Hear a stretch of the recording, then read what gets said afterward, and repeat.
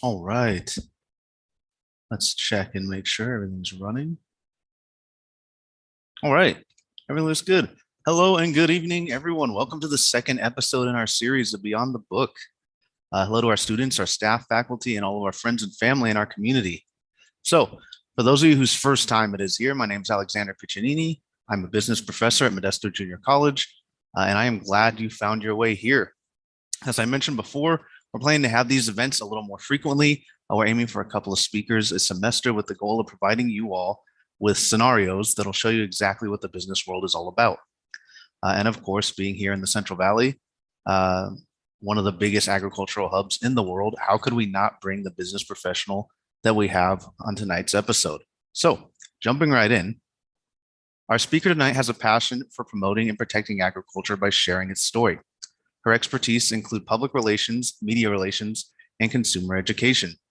She currently serves as the Director of Education and Public Relations for Hilmar Cheese Company and represents Hilmar Cheese on the Innovation Center for U.S. Dairy through various committees. Prior to Hilmar Cheese, she spent 9 years with the Dairy Council of California. She has her master's in instructional systems from CSU Long Beach and her bachelor's in agricultural education with an emphasis on dairy from CSU Fresno. In addition to Hilmar Cheese, she is currently a professor at CSU Stanislaus, where she instructs professionals in agriculture. Her volunteer roles include helping the next generation as a 4-H leader and the Agricultural Awareness and Literacy Foundation. She was recognized in March with the Common Threads Award to honor women in agriculture who have made a philanthropic difference in the communities and the world. Please welcome Miss Denise Skidmore. All right. Well, thank you so much for the kind introduction. It's a pleasure to be here, and I'm sorry it's a great way to reach a lot of people, but it's a bummer for me not to see everyone and be able to interact. So this will be a little different. I have more cameras on and can see folks. So what I thought I'd do is I put together a little bit of a presentation that kind of shares a little bit about agriculture, the roles that I've had, a little on my background, and then some opportunities. I work for Hilmar Cheese Company currently, so I wanted to share a little bit about the amazing story of Hilmar Cheese and what we do there. So let me start my screen share. I'm gonna flip it over here real quick to presentation mode and get started. So as Dr. Piccinini, I'm sorry, I didn't get that straightened out before mentioned. I started out not raised on a farm. So for those of you that, you have little to do with agriculture, I'll beg to differ. Everybody usually eats and wears clothes, which is a good thing. And that is because we do have a lot of agriculture. So that's something that's really important. And when I was growing up, I got involved in 4-H, and then I got involved in FFA and learned a lot about agriculture that way, and just became more and more interested in sharing that story. So after high school, I did 1 year Merced College. So definitely starting at the junior college, like many of you are, is a great place to start. A lot of opportunities, very affordable, helps with getting that good solid foundation, and hopefully an associate's degree if you want to. And then I transferred only after 1 year, basically because of a situation and an opportunity I had for work to go to Fresno State. And so moved that direction, not far from home, which was great, and became very involved in the school and agriculture and the opportunities that are afforded. When you're going to school, there's a lot of things you can do. So I was working, I was involved in the clubs and the organizations. I really honestly didn't know much about dairy until I got to college and started working on the school dairy farm and just fell in love with the industry. And plus it helps that I really love ice cream, cheese, milk, yogurt. All of those are some of my favorites, have them every day. So that probably helped lead to the passion for the dairy industry. Then while I was going to school there, an organization called the Dairy Council of California was actually borrowing one of the cows from the Fresno State dairy farm to take to elementary schools in Fresno Unified to do an outside assembly about milk and how it was produced. And I said, that's the job for me. And luckily, they actually had an opening for a position in Los Angeles. Now, that was not the location I really wanted to go to. A little different when you've grown up in the Valley to end up in Los Angeles. And so I was down that direction for a couple years.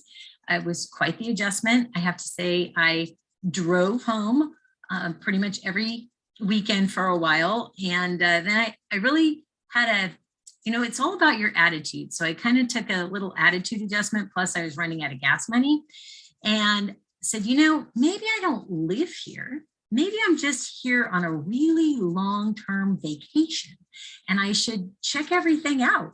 So I did. So I went to all the different museums in Los Angeles. I would save some money, and once a month I would go see an amazing show.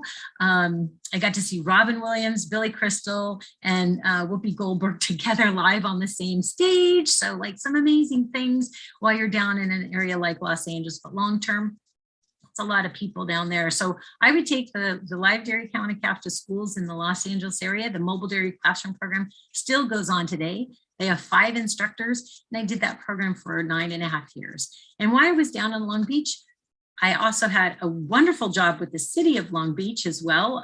They paid me to teach canoeing and kayaking, which was fantastic. And I decided to get my master's degree. So there's always opportunities to be doing a lot. And I urge you to take advantage of everything you get a chance to do. The other thing that I think is really important to talk about is volunteer leadership. So when I moved down to Los Angeles, there weren't a lot of agriculture organizations. And I was at one point in time working 3 jobs, 1 full-time job, and then some others on the side and teaching things on the weekends. But I still stayed involved with California Women for Agriculture. It's a great organization. I was involved a little bit with young farmers and ranchers when I was down in Southern California, but became much more involved when I came up to the Valley again. And that is an organization for those 45 and younger through the California Farm Bureau. They also have a national group. So that's a great organization to be involved in. I had the opportunity about 5 years into my career with the Dairy Council of California to apply to a program called the Young Dairy Leaders Institute. And that is a leadership program with a training, 4 days, year 1, a project in between, and then 4 additional days in year 2. Completed that and then ended up serving on their advisory committee for the next 13 years, I want to say. So really enjoyed that program and great leadership skills. And then I went back to my roots. I've done a lot with 4-H and FFA to help give back and help, get more folks and younger folks involved. So I would always encourage everyone on here to get involved with something. I'm sure there's something, whether that's through your faith or through organizations related to what you're doing at school. There's usually something, service clubs, Lions clubs, Rotary clubs, there's always something that you could get involved with. As you can see, mine have mainly focused around agriculture. I did do Toastmasters, so that's always fun as well. So I strongly suggest that you keep that in mind as you go forward. So as I looked at the big picture of the Valley, and a lot of you are probably business majors, and we have a lot of agriculture in this valley. So you've got some of the largest companies in the world. E&J Gallo Winery, largest winery in the world. Blue Diamond, one of the largest almond producers. You've got Sensient, which does a lot of the natural ingredients in foods and spices. Tomatoes for Stanislaus, tomatoes in Los Banos with Liberty Packing. You've got Save Mart. Once you produce all of this, you still have to transport it, get it someplace. Crystal, there's just so much in this area that I really encourage everyone who's a business major to really consider looking at roles within agriculture. It's a very stable industry in the fact that we all still eat and wear clothes, so it's going to be around. So I think that it's something you can look at. And so then with that, I'd like to jump into a little bit about my role at Hilmar Cheese. So when I was first hired, I was hired as their education coordinator, and my whole role in 2000, so it's been 22 years, was to take the skills that I learned at the Dairy Council of California in crossing business and education over and teach people about agriculture and bring that to the visitor center. So we started with trying to make exhibits. You'll see in the top right-hand corner, our initial exhibits were very rudimentary. And then what we have now are professional exhibits that you see in the bottom right-hand corner. And so that was the first role that I had. And then over the next couple of years, obviously interacting with the public, dealing with teachers and education, we grew that program, started adding more tour buses coming through, kind of on that tourism side and learning that side. And then there was an opportunity to grow on the corporate side and learn the public relations side more for the entire company. And so I gained that role and became the director of education and public relations, and really do quite a bit on the corporate side now and more on media relations, website, a little bit like visitor center marketing, but really employee communications now on that side. So there's a lot that's going on the corporate side for me. So who is Hilmar Cheese? Just to give you a little idea, we're a privately owned company. We're a state-of-the-art cheese and whey processing facility. We're in Hilmar, California, which is just down the road from Turlock. We're 4 miles off of Highway 99, off the 165. We're committed to people, quality, products, and our passion is improving lives. So the company was founded in 1984. And so in 1984, we were the little building on the top left-hand side, as you can see. We were founded by folks that own Jersey cows. And so that's the picture on the left. So the Jersey cows are the brown cows. The brown cows are higher in milk solids, and therefore they create have a better cheese yield. And so all of the founding owners started with the Jersey cows. We now also have Holstein, the black and white cows, dairy farmers that milk Holstein cows that ship their milk our direction. And a couple of years ago, we were really excited to open one of the largest hand-painted dairy murals in the world that really showcases how it all comes together through community organizations, how people all work together and the farmers work together to create an environment and really help support communities. So our purpose statement is that we improve lives, and you can see that we have quite a bit. We have 5 cultural values that we all live by and try to really do our best to interact in those ways and to work with others and to maintain our culture. It's a great environment. And what we make is something a little different. So, well, not really. We make cheese and ingredients. So the cheese, though, you've not seen in the store under the Hilmar label, because what we do is we make wholesale cheese. Top left picture is a 640-pound block of cheese. And then that is sold to a customer who then cuts and wraps, and they put their label on it. So it's all sorts of different brands in the stores. We make cheddar, Monterey Jack, Pepper Jack, Colby Jack. So basically what we call American style cheeses. So once you make your cheese, and what's left over is the whey, and the whey we make into whey protein and lactose. That's used in energy bars, nutrition drinks. So there's a lot of different ways that whey is used. So that's a couple of the things that we do with our ingredient side of the business. We're located currently in Hilmar, California, and then we have a second facility in Dalhart, Texas. And we announced that we'll be building a third one in Dodge City, Kansas. So we're a growing company. Luckily, folks love cheese. That's exciting. And so we like to continue to provide that cheese to everyone. So this kind of gives you an idea of our facility size and scale. The Hilmar facility is in the top left. The bottom center of that photo is our headquarters and innovation center, which is a LEED Platinum building, which stands for Leadership in Energy and Environmental Design. We're very proud of that. And opposite of that, kind of to the top right, is our cold storage area. The picture on the right of our Dalhart facility, in the forefront of there, we have a permeate processing plant to make an animal feed, and the cheese plant is in the background. And then you can see that we are coming to Dodge City. So in California, we make cheese, whey protein, lactose. And so this kind of gives you an idea of all of that big picture, what is going on in what buildings and the different silos. So it's a pretty complex process. In the Texas facility, we make cheese, whey protein, and then we have a drying facility for the whey as well. And it's also been a continuously growing facility as well. So I'm going to, from here, kind of walk through a little bit more about some of the different job opportunities as we kind of go through how cheese is made a little bit. So in our facility, we actually do a lot of recycling. So we capture 100% of the water that comes in as milk. Milk is actually 87% water. So as we make the cheese, the whey protein, and the lactose, we are then capturing that water. That water then goes through a water polisher, and we recycle it, and we can use it to clean the equipment. We also have a third loop that's gone in because we can now use it in the boilers to create steam. Yet another way.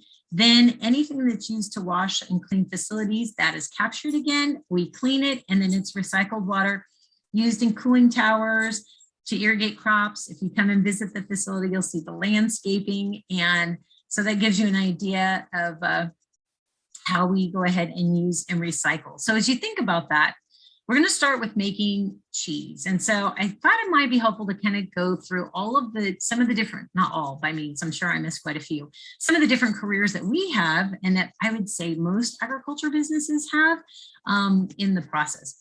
So we start with procurement. So we have to purchase milk, we purchase salt and starter cultures and pellets and the equipment that we need. So there's a lot of different uniforms. I'm trying to think of, there's just so many things. So we have folks that actually buy things all day long. So, if I love to shop and get bargains, that's a great job maybe for you.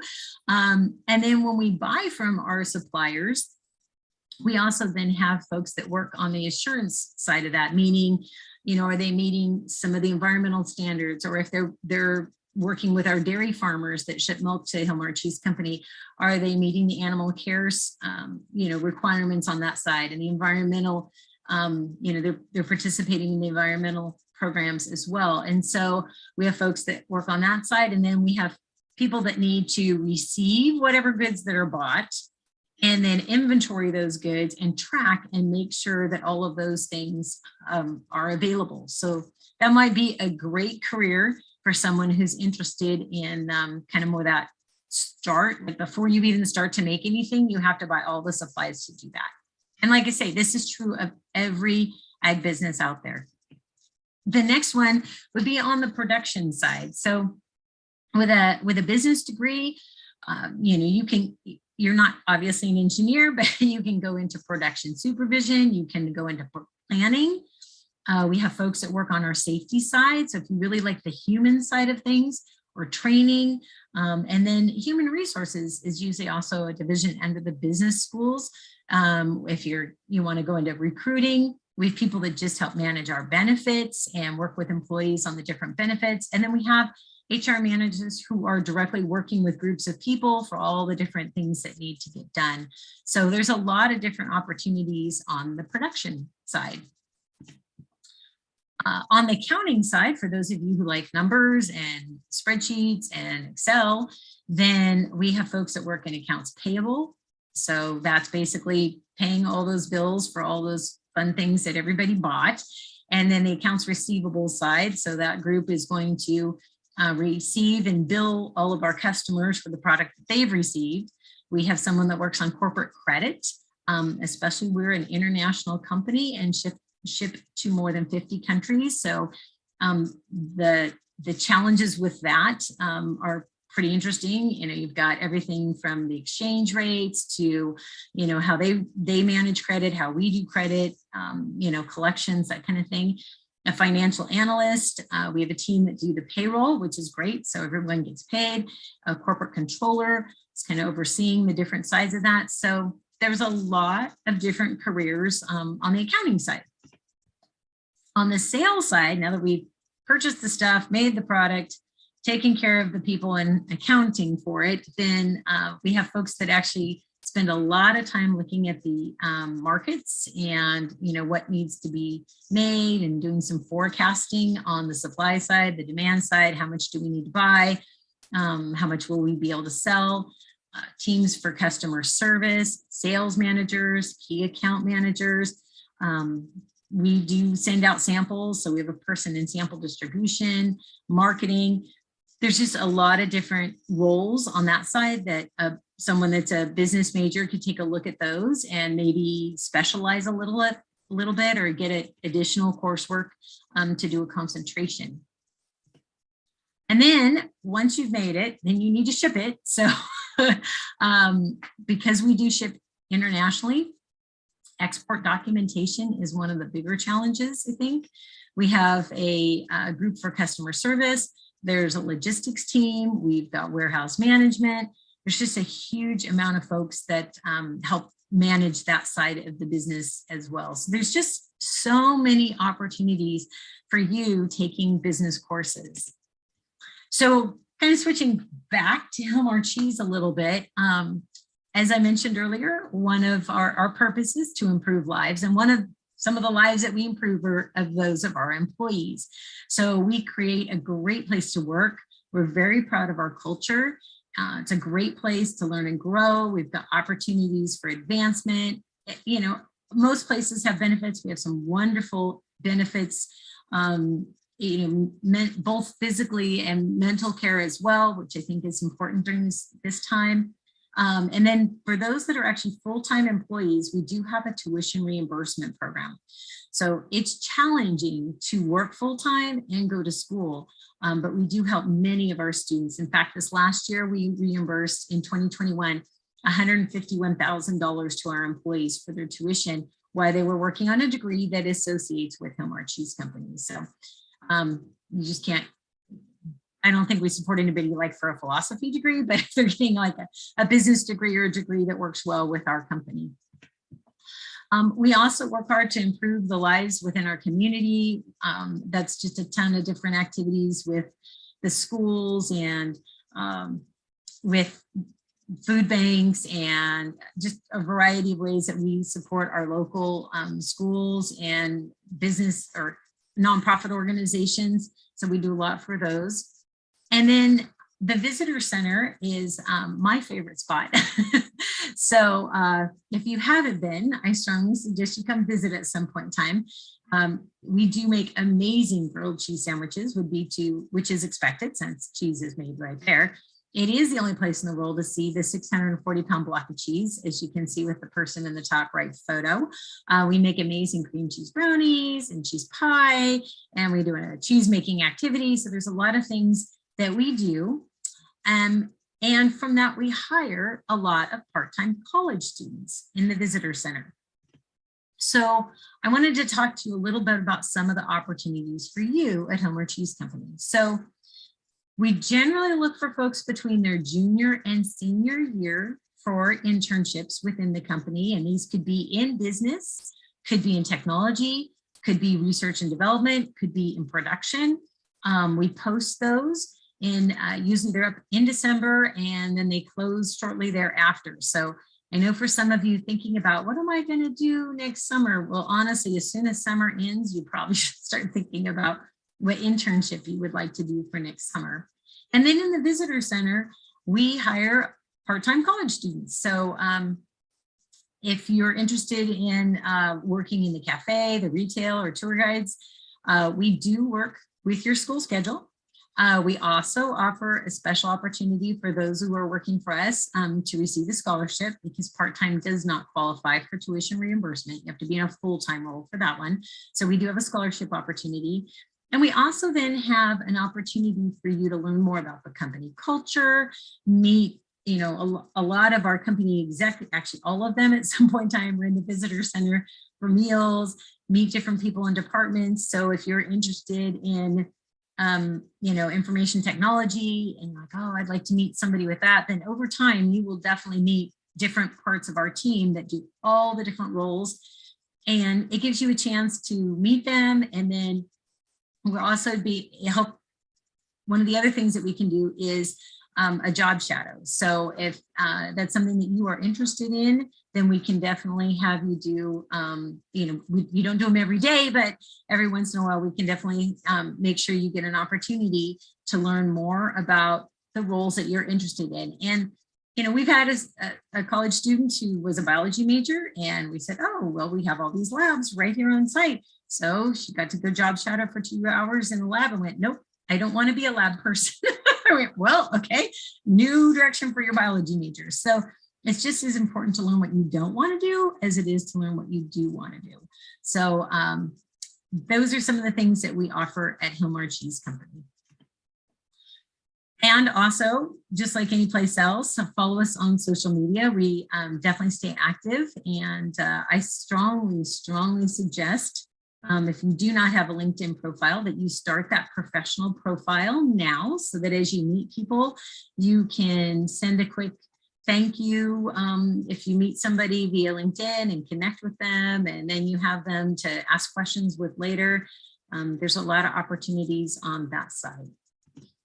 So some of my final thoughts, I'm looking at the time, so we'll have plenty of time for questions, which are good. My first thing would be to definitely get involved. Whatever you do, find a club, an organization. It will help you with people skills. And I think, these last couple of years, we haven't had a chance to really interact with people like we have in the past. So it helps you develop those. People are different, and learning to work with different types of people are very, very important. Secondly, get work experience. So if you can manage going to school and holding down a part-time job at the same time, I would definitely do that. It doesn't matter what job that you do, but some sort of work experience would be a really good idea. Next, I would start your LinkedIn profile.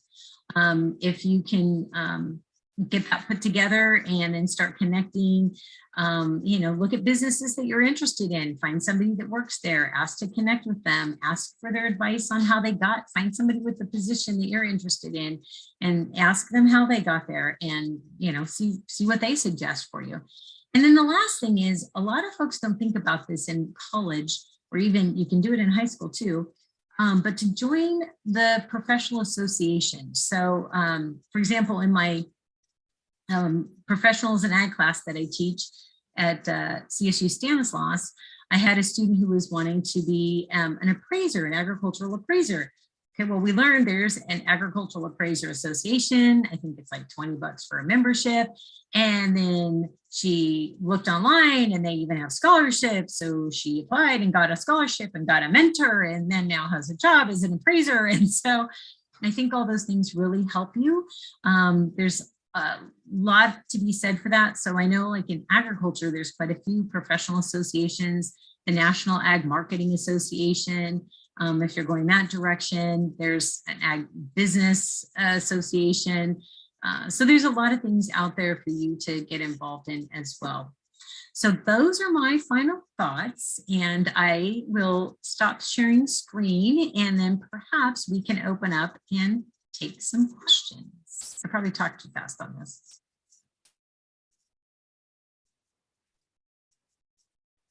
All right. Let me remove pin so we're side by side. Perfect. All right. Thank you so much. So, YouTube, we are ready for questions. However, as we jump into questions, I do want to kind of underline some points that you made. And the first would be towards the end, you had mentioned about how you had a college student come in as a biology major, and they went into the lab and very quickly realized, wait a minute, this isn't for me, right? So I feel like that's such an important aspect, in that I see students a lot of times, well, this is my major. Well, why is that your major? Well, someone told me it was a good job. It was, it's a good market for work. I'm like, well, have you ever worked in this field? Well, no. Well, how do you know you like it, right? Finding out what you enjoy and where your passions lie, that should be the first step kind of on your journey, period, as you're going through your education. Find where your passions may be, and then your degrees will help you make money in your passion, right? A lot of people reverse those. They're kind of like, well, where can I go to make the most money possible? And they get stuck in a job that they aren't really too thrilled about, right? So That's really a point I'm glad you brought up in that kind of example. And the other, of course, would be the importance of LinkedIn and finding a mentor, right? Finding somebody in your field or in the field you want to be in, and learning as much as you can from them, right? Um, Again, especially in the business world, it's not a solo game. No matter how the big entrepreneurs try to make it look like it, right? I promise you, Elon Musk and Jeff Bezos, etc. They didn't do it alone, right? So Mark Zuckerberg, they didn't do it alone. So yeah, definitely network, LinkedIn, right? Build your network, make your connections, find a mentor, etc. So all great points. So with that, let's jump into questions. Everyone, do not hesitate for questions. Did you ever approach business from a different sector? Ooh, great question. I had the opportunity primarily to work in the agriculture sector. I do have friends in the technology sector. And so I've spent a lot of time learning a little bit about how that side approaches things. But I personally have not had the opportunity to work in any other sector other than in the agriculture world. So if you can get opportunities to go check it out, I would definitely, do what you can to go, here's the interesting thing. So this is the only time in your entire life, think about this, that it's okay to do an internship and have a job for 3 or 4 months. And everybody's like, yay, that's so good. If you start a job and quit it after you're done with college and you only have it for 3 or 4 months, you're like, why'd you leave? That was bad. You should stay a little longer, but it's totally expected. So you can literally be like praised for this by doing an internship, a fall one, a summer one, or a fall one, a spring one, and a summer one. And then you can do another fall and spring and summer. So you can technically hit anywhere between, if you did it all the time, you'd hit 9 to 12 internships over a 4-year career if you could land that many. So it does get old switching companies though, trying to figure out their culture and how they work and all that kind of stuff. But it's only, I would recommend interning in different business types of units and different sectors if you can. And then that way you can also understand how they work and what benefits would be to both. Okay, yeah, no, perfect. Perfect points. Now is the time to explore, right? Find your passions. Again, I talk to so many students that are just kind of like on this blinders on road. Now's the time. Intern, explore different areas. That's what's so great about California's community college system, as well as kind of your undergrad in general. Most universities and colleges will, the undergrad is very well-rounded, right? And a lot of you are like, why do I have to take these classes, right? Well, that's because we want to make sure you get a well-rounded education, and hopefully find where that passion may be. So let's see. Wow, I didn't know how large of a business Hilmar Cheese is. What have you found most rewarding in your career at Hilmar Cheese? That's a fun question.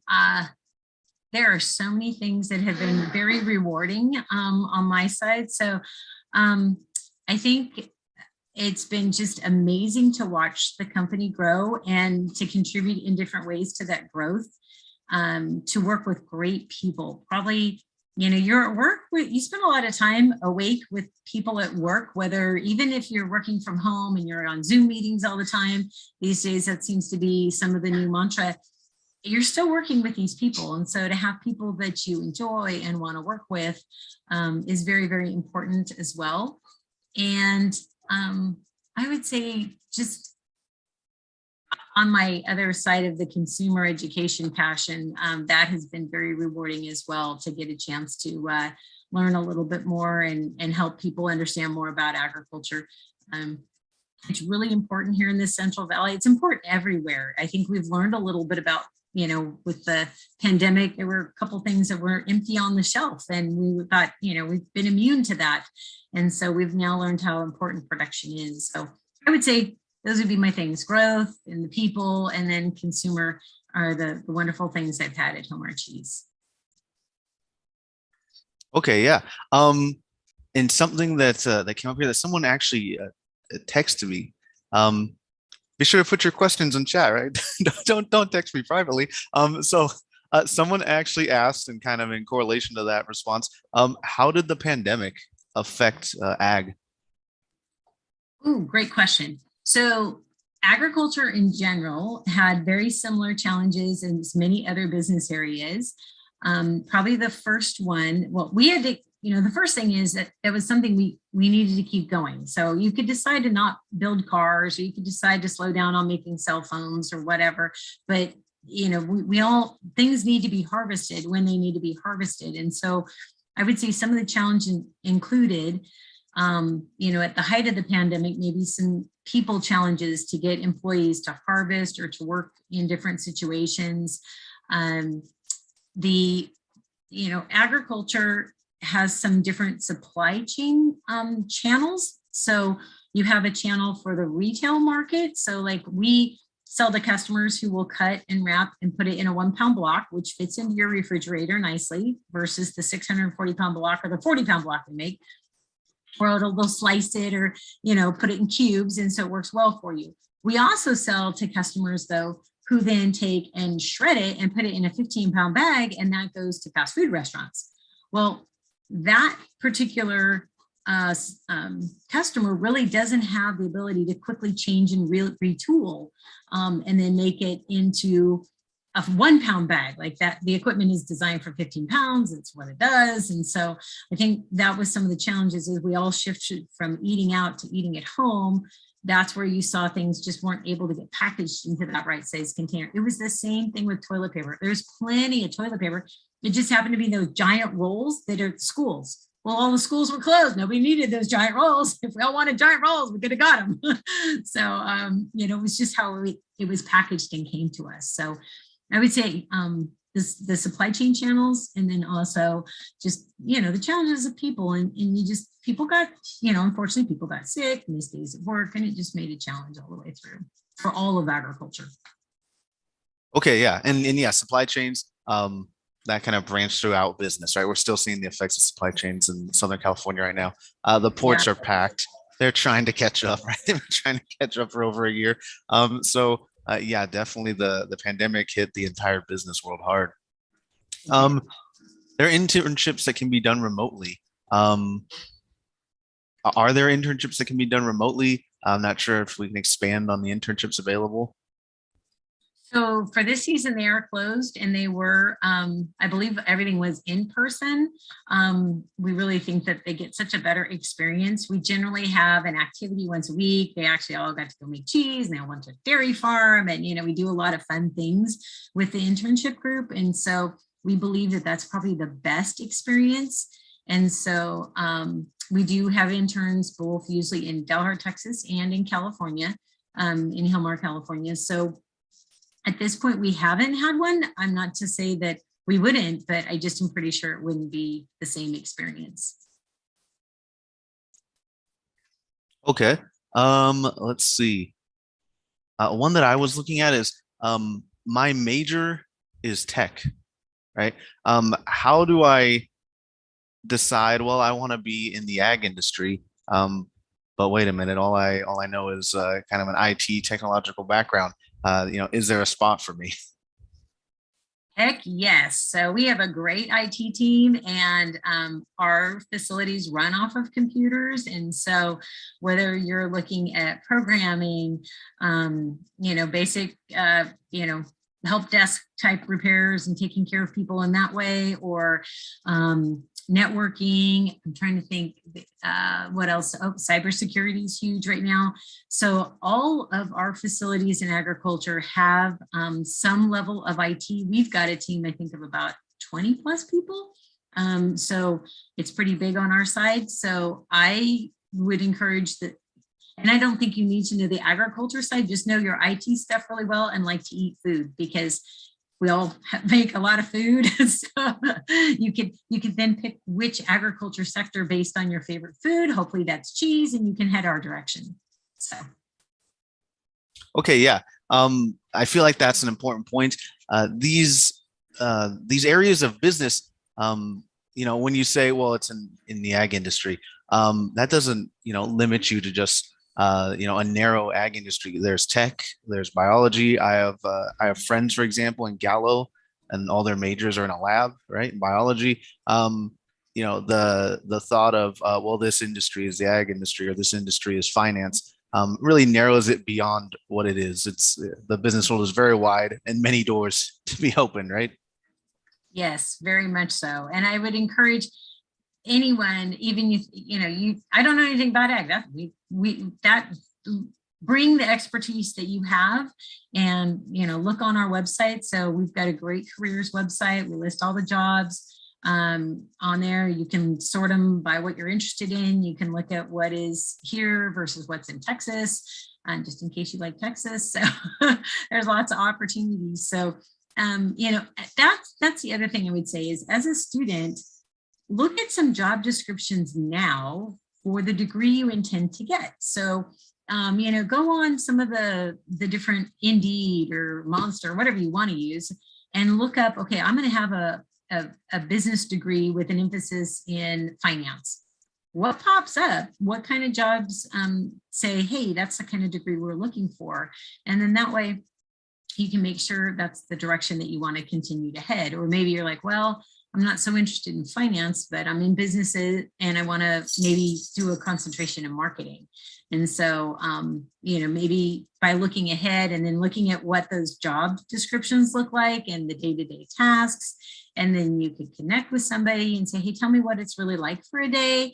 Or, I think as we come to our new situation, there may be some opportunities again for people to go out and job shadow for an hour, or at least talk to somebody. If you can't, even go see the job, but a lot of business jobs are, well, I sit at home on a computer all day. Okay, well, what do you actually do? Is it 90% spreadsheets and 10% meetings, or is it 90% meetings and 10%, what? So I think that really, really helps people get a good idea of what that day-to-day looks like. Because even with the job description, it really, it's going to give you a good solid idea, but talking to someone really, really helps.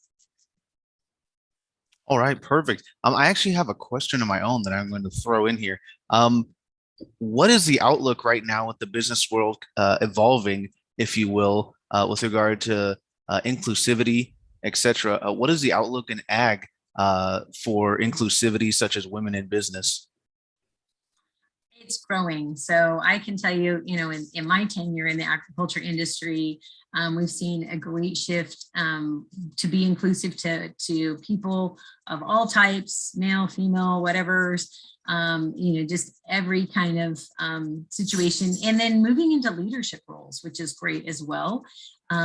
So there's some different women in agriculture organizations. So Hillmore Cheese Company is a member of the International Dairy Foods Association. We do have a women's networking group, which is great because that gets us a chance. They have like a mentoring circle program that I'm participating in. There's other organizations that also have put together some mentoring opportunities. And it's not just for women, it can be for anyone. Maybe you didn't come from an agriculture background and you're now working in agriculture and you're like, hey, I need to learn more about farm, production farming of whatever it is. And, a mentor of any type can help that. So I know inclusivity is being fostered throughout the industry, and it is definitely gaining traction. Okay, yeah, we are seeing a lot of that in the business world, especially STEM fields, areas like that. So it's just always great to hear about how kind of our business world is evolving, right? So, all right. Yes. Any last minute questions, chat? Anything else we want to talk about? Anything about ag? Let me take a look here. One look. All right. We will not hold Denise hostage, right? So I would like to thank Denise for coming and taking your time to be here with us and tell us your story. I'd also like to thank all of you for coming out, showing your support. We hope you enjoyed your glimpse into agriculture and what it offers beyond your textbooks, right? Well, see, I mixed the title of the series. Don't forget to subscribe. You won't miss out on any of our streams or have to hunt down the channel next time, right? We'll send out emails for the next event. Until then, remember, you are our top priority, and I will see you all then. So have a great night. Thank you very, very, very much for the opportunity. Thank you. Thank you.